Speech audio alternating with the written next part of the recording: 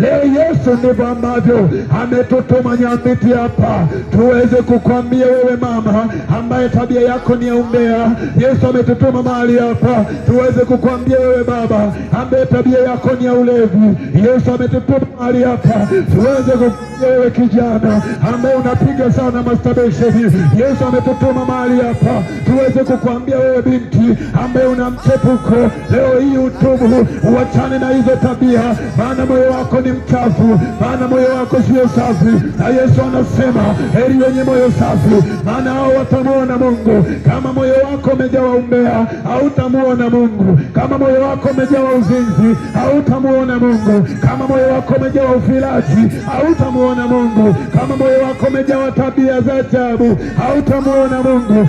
Yesu anasema heri wenye moyo safi, maana hao ndio watakaomuona Mungu. Inakubidi leo hii utengeneze